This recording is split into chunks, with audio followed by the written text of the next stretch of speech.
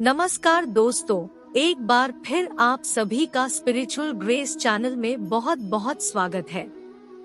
जय महाकाल। दोस्तों, आप सभी जानते हैं कि आज सावन का आखिरी दिन है और इस सावन के जाते जाते गुरु जी ने कहा है कि आपको भी अपनी सारी समस्याओं को, अपने सारे कष्टों को, अपने सारे दुखों को महादेव के ऊपर छोड़ देना है। आपकी सारी मनोकामनाएं पूरी हो, यही मैं महादेव जी से प्रार्थना करती हूँ। महादेव से अपनी इन सभी समस्याओं को दूर करने के लिए, अपने जीवन में धन धान्य की प्राप्ति के लिए, आर्थिक समस्या को ठीक करने के लिए, व्यापार को ठीक करने के लिए, रोगों को दूर करने के लिए महादेव से प्रार्थना करनी है। और इस सावन के आखिरी दिन आपको सिर्फ कुछ बेलपत्र से शिवलिंग में एक ऐसा ही उपाय करना है जो महादेव की अनंत कृपा को प्राप्त करेगा और सावन की समाप्ति पर आपकी बीच जीवन के सारे कष्टों की समाप्ति हो जाएगी। तो चलिए जानते हैं इन विशेष उपायों के बारे में। लेकिन उससे पहले अगर आप भोलेनाथ जी को सच्चे दिल से मानते हो तो इस वीडियो को लाइक करें और चैनल को सब्सक्राइब करके कमेंट में हर हर महादेव जरूर लिखें। देखिए, इस वीडियो में हम पूज्य गुरुजी द्वारा बताए गए 2 विशेष उपायों के बारे में बात करेंगे जो आपको इस पूर्णिमा की तिथि में यानी सावन के आखिरी दिन जरूर करने चाहिए। चलिए बात करते हैं गुरुजी द्वारा बताए गए पहले खास उपाय के बारे में। देखिए, ये उपाय उन लोगों को करना है जिनकी कोई भी ऐसी मनोकामना है जो परिपूर्ण नहीं हो पा रही है।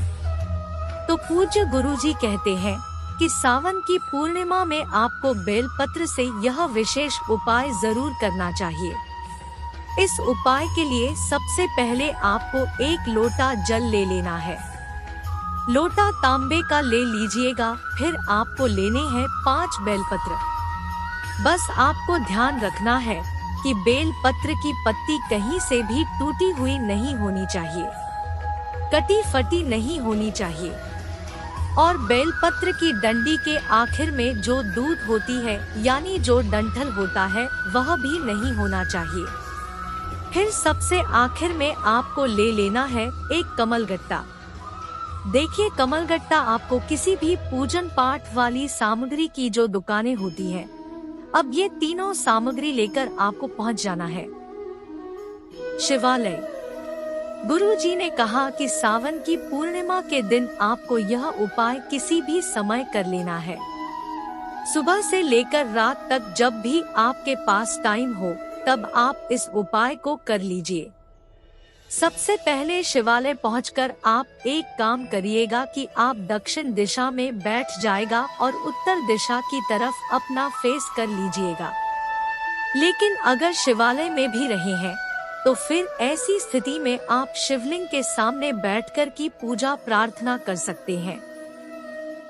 लेकिन सबसे पहले आपको एक काम करना है। आप जो एक कमलगट्टा लेकर आए हैं उस कमल गट्टे को इस 1 लोटे जल में डाल दीजिए और वही शिवलिंग के सामने ही आप कम से कम 11 बार श्री शिवाय नमस्तुभ्यं मंत्र का स्मरण कर लीजिए। फिर इसके बाद आपने जो 5 बेलपत्र ली है उन बेल पत्रों में से एक बेलपत्र को शिवलिंग के ऊपर समर्पित करते जाइए और एक बार श्री शिवाय नमस्तुभ्यं मंत्र का स्मरण करते जाइए।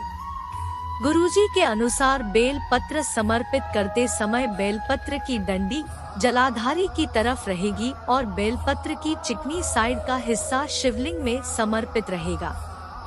ऐसे ही आपको 5 बेल पत्र समर्पित कर देनी है।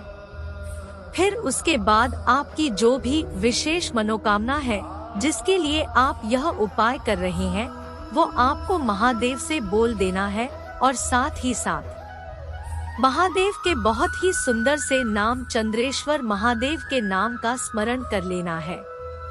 आप कम से कम 5 बार चंद्रेश्वर महादेव का स्मरण करते हुए अपनी मनोकामना बोल दीजिएगा। फिर उसके बाद आपके पास जो 1 लोटा जल है उस जल को इन्हें बेल पत्र के ऊपर यानी शिवलिंग के ऊपर धीरे धीरे समर्पित करते जाएगा और श्री शिवाय नमस्तुभ्यं मंत्र का स्मरण कर लीजिएगा तथा फिर से चंद्रेश्वर महादेव का नाम स्मरण कर लीजिएगा। पूजा गुरु जी ने कहा कि अगर आप सावन के आखिरी दिन यानी सावन की पूर्णिमा में यह विशेष उपाय करते हैं तो आप वो बड़ी से बड़ी मनोकामना महादेव की कृपा से बहुत ही जल्द परिपूर्ण हो जाएगी। अब इसके बाद बात करते हैं पूजा गुरु जी द्वारा बताए गए दूसरे खास उपाय के बारे में। देखिए, दूसरा उपाय उन लोगों को करना है जिनके जीवन में धन को लेकर बहुत कमी चल रही है। धन की वजह से भी अपना कोई भी कार्य प्रारंभ नहीं कर पाते हैं, छोटे से छोटे कार्य को भी नहीं कर पाते हैं, तो ऐसे लोगों को ये उपाय करना है। इस उपाय के लिए आपको सिर्फ 1 लोटा जल लेना है और 1 सफेद फूल लेना है।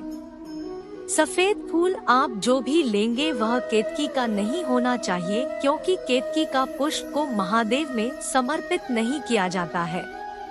गुरु जी ने कहा सुबह से लेकर शाम तक किसी भी समय आप इस उपाय को कर सकते हैं, लेकिन शिवालय पहुंचकर सबसे पहले आप जो 1 लोटा जल लेकर गए हैं उस जल को शिवलिंग के ऊपर धीरे धीरे समर्पित करते जाएंगे और लगातार शिव महापुराण के मूल मंत्र श्री शिवाय नमस्तुभ्यं का स्मरण करते जाइए।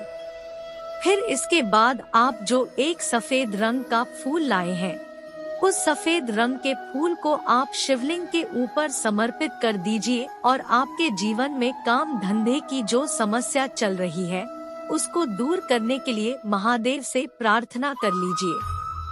आगामी सावन की पूर्णिमा में हम यह विशेष उपाय करते हैं तो माता लक्ष्मी हमसे बहुत ही शीघ्र प्रसन्न हो जाती है और हमारे जीवन में भी काम धंधे की प्राप्ति होती है। अब इसके बाद बात करते हैं गुरु जी द्वारा बताए गए तीसरे खास उपाय के बारे में। देखिए, ये उपाय आपको अपने घर पर ही करना है। ये उपाय भी उन लोगों को करना है जिन्हें अपने जीवन में धन की प्राप्ति करनी है, सुख, समृद्धि, मान, सम्मान, ऐश्वर्य की प्राप्ति करनी है, बुद्धि, विवेक की प्राप्ति करनी है। इन सभी के लिए आपको यह उपाय कर लेना है। इस उपाय के लिए आपको सिर्फ 1 दीपक लेना है। दीपक आप अपने घर पर शुद्ध बना लीजिए और इस दीपक में आपको लंबी रुई की बत्ती लगानी है।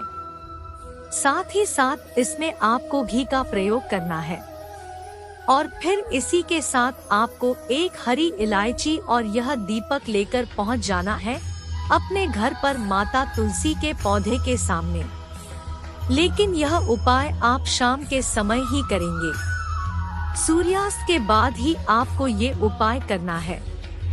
अब सबसे पहले आप दीपक लेकर गए हैं, उस दीपक को माता तुलसी के पौधे के नीचे रख दीजिए और उसे प्रज्वलित कर दीजिए। दीपक की जो बत्ती है उसका मुख उत्तर दिशा की तरफ रखते हुए इस दीपक को प्रज्वलित कर दीजिए और फिर 11 बार को महालक्ष्मी नमः तथा 11 बार श्री गणेशाय नमः इन दोनों मंत्रों का 11 से 11 बार स्मरण करने के बाद आप जो 1 हरी इलायची लेकर गए हैं उस हरी इलायची को इस दीपक के अंदर डाल दीजिए। देखिए, दीपक की लौ की वजह से तुलसी के पौधे की कोई पंक्ति ना जले, तो आपको बहुत ही सावधानी से इस दीपक को प्रज्वलित करना है।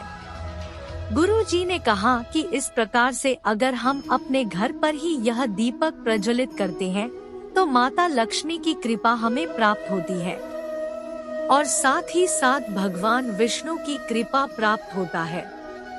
दोस्तों, आज के लिए बस इतना ही। मिलते हैं एक और ज्ञानवर्धक वीडियो के साथ। वीडियो अच्छा लगा हो तो एक लाइक अवश्य कर दें। धन्यवाद वीडियो के अंत तक बने रहने के लिए। स्पिरिचुअल ग्रेस में जितने भी भाई बहन मेरी आवाज पहली बार सुन रहे हैं, चैनल को सब्सक्राइब करिएगा। दोस्तों, आज के लिए बस इतना ही। मिलते हैं एक और ज्ञानवर्धक वीडियो के साथ। जय श्री राम। धन्यवाद दोस्तों।